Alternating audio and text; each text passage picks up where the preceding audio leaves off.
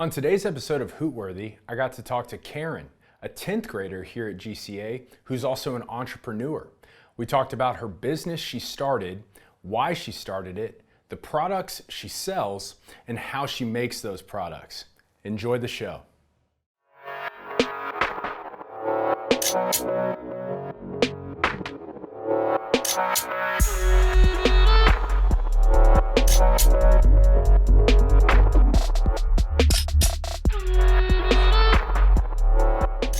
Thanks for coming on the show, Karen. Thank you for having me. Yeah, so 10th grader at GCA, you've been here about 4 years, and you're on Hootworthy because you are Hootworthy, but because you started your own business, you're running your own business. So tell me real quick, what is the name of your business? The name of my business is Two Unique Collections, LLC. It was originally Ladybug's Treasure, but we decided to change it. Okay, so Two Unique. And is that the number 2? Yes, sir. So number 2, and unique. And you spell unique, U-N-I-Q. U-N-I-Q. Oh, you got to be unique. So that's how you spell it. So you change it from Ladybug to now you are Two Unique. So tell me a little bit about your business. So, when did you start it? How long has this business been going? You know, we obviously have all these products out here. So what do you make? Those sorts of things. Okay, I started my business back in 2020. 2020. Right, so it's been about 3 years now. As you can see, I made a bunch of products like my famous wristlets, my pins right here. Yeah. My initial keychains, and also my newly product, which are my lanyards. Your lanyard. So the lanyard's brand new. Yes. So before we get to the lanyard, let's backtrack a little bit. So your wristlet right here, yes. Was this your first product? No, these were actually my first product. Okay, so the keychain's your first product. Yes, sir. And so let's talk about why did you start this business? Okay, so the reason I started my business is because my mom, she kept losing her keys a lot, so I wanted to help her out. Mom's losing her keys, of course. Right. We're all losing our keys, but all right, go ahead. I decided to take my creativity to a new level. Okay. And another thing that inspired me is I'm a fan of fast cars. So I'm really a car person. Yeah. So I'm really into like Dodge Hellcats, Jeep Trackhawks, Corvettes, and stuff like that. You gotta be. Who's not a fan of fast cars? Okay. So you didn't mention Mustang, but that's fine. All right. I like Mustangs too. So good. So you're into fast cars. Mm-hmm. You got this wristlet. Keys, but first keychain. So you said the keychain was first. Mm-hmm. Your mom's losing her keys all the time, and is that where the idea behind the wristlet comes in? Yes, sir. Okay, so tell me a little bit of the process. So you make these? Yes, sir. No one else is making them for you, so you make these. Where'd the idea for the design come from? Tell me a little bit about that process. Just come up with the design, to be honest. Cause I like order different beads, and then I just put them together. Okay, and so is the idea behind this, if I've got my keys on this, right, the idea behind it is that I'm not going to lose my keys anymore because what, they're attached? It looks like you got a key set right there. So they're attached by the little hook. Yeah. So you can either attach it to this part or you can attach it to the little hook right here. Okay. So you can easily like take off the keys if they're in the way, like sure. this. Right on. And you can like make it a little bit lighter, or you can just put it on the other keys just like that. Sure. That's awesome. So what would you say is your biggest seller then? Is the wristlet, the keychain, these pins? What's your most popular product? 100% the wristlets. Yeah? Yes, sir. The wristlets are big. People want this. And so how did you get started with this? So we know the why. All right. You know, you see this problem of mom's losing her keys, right? So how did you even get started? Like the materials and then putting this together. How'd you do it?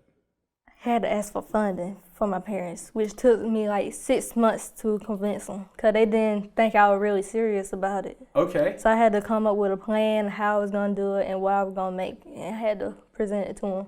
Wow, so you came up with your business plan here. Yes, sir. Took you 6 months to convince them.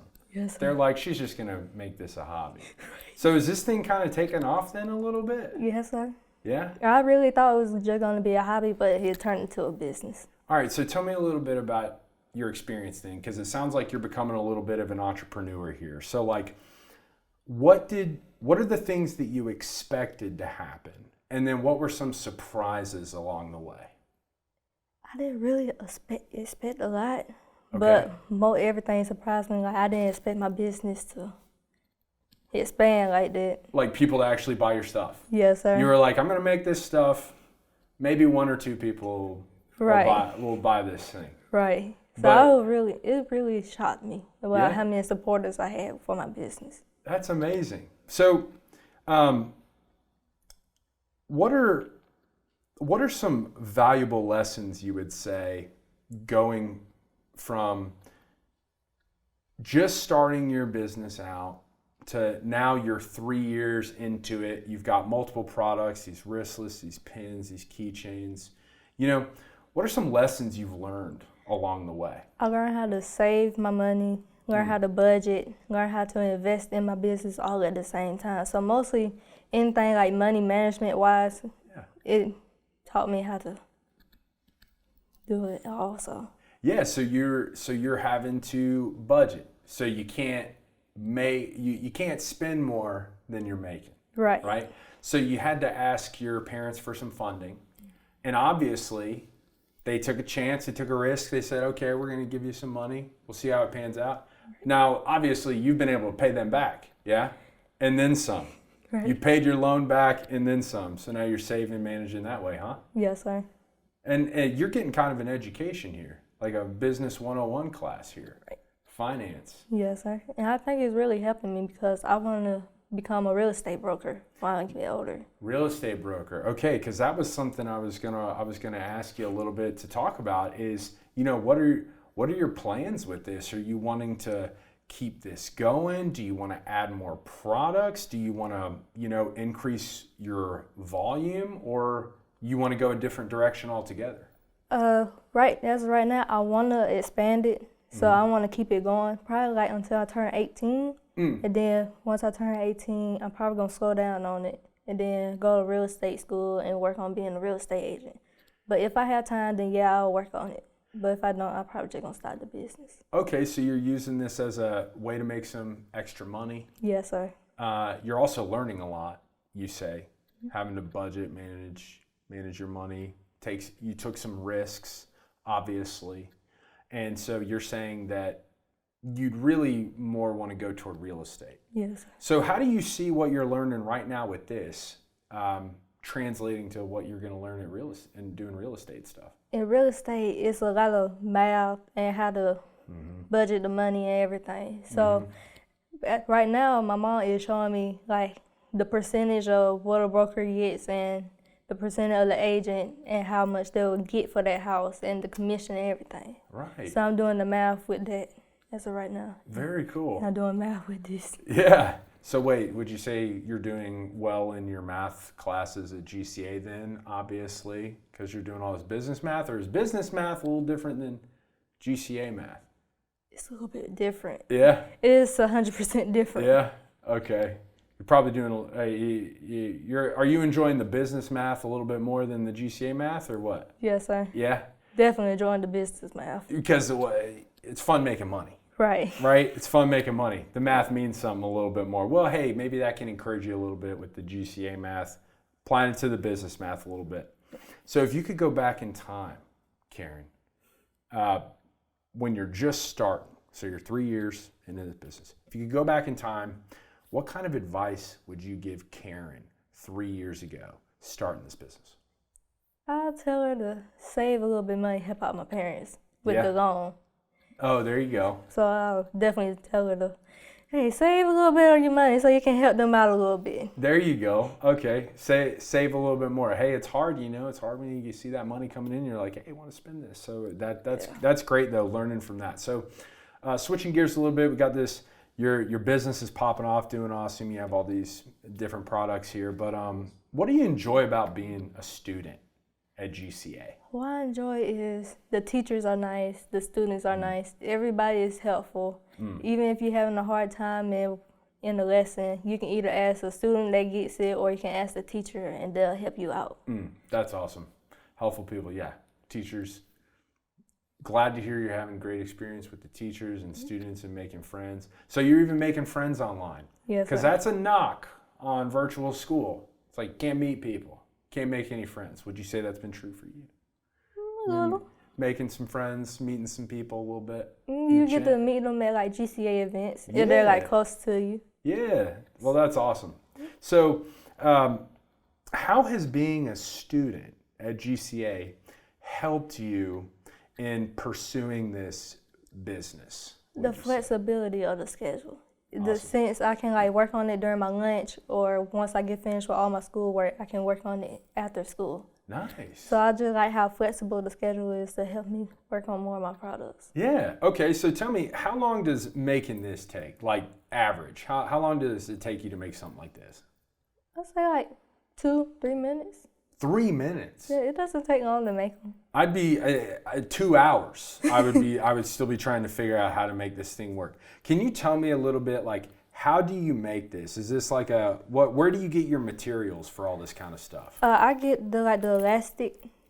I get that like from Michaels or Hobby Lobby, and my mom buy the beads for me online. Oh, okay. So she know all the names of the websites. I know. No, that's fine. So you get all these beads online, so you're able to kind of design it, come up with design the color schemes, yes, sir. Put it all with the wrist, and then obviously you have other pieces to it. So you're buying all these pieces as well that go in. Yes, sir. To it. So 2 minutes. So you're able to knock this stuff out pretty quick then. Yes, sir. For you. So you could probably just. And where did the ideas for these different color schemes? You just they just come to you, or have you always kind of liked art and creativity and all that kind of stuff? I used to draw before I could do this, so like different color schemes kind of helped me out with this. That's fun. What about these pins? How do you do that? I buy the pins separate. Yeah. And then I like put the beads on there. Oh, I see. Because you can unscrew this. Right. You make it as long as you want. You could just be up here. No. Ginormous pen, huh? No, because it's like a little short, a little bit on the inside, so sometimes you gotta squeeze to. Right. Okay.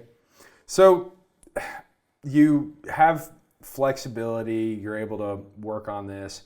Where do people go if they want to check out this business, if they want to see more about you, and also if they want to buy some products, if they're like, hey, this Georgia keychain looks awesome, I want something like that. Or if people are like, man, I'm losing my keys all the time, I need a wristlet. Like, where do they need to go if they want to buy something or check out these pins? You can go on my website, which is uniquecollectionsllc.myshopify.com, and you smell unique the same way, UNIQ. Awesome. So here's the thing. This is on our YouTube. All right. We're going to put that link up where people are going to go and see, because I don't want to make you say that again so they don't forget. All right, so we're going to get the link up. If people want to check out these products, if they want a wristlet, keychain, these pins, we're going to put a link up there for you. So be sure, if you're listening on our podcast, they need to go to our YouTube channel so they can check out where your store is so they can buy these products. And any shout outs, Karen, you want to give before we end? I got to shout out my mom, my dad. I got to shout out all my supporters. I got to shout out Madame McCarthy for recommending me to you. And also I got to shout out the crew here for having me on Hootworthy. Shouting us out at Hootworthy. Awesome, Karen. Well, we appreciate you so much for coming on the show. Stay Hootworthy. And look, hey, get the wristlet. Get some of Karen's wristlets here. Check it out. Get the pin. Stay Hootworthy. Thanks for coming on. Thank you for having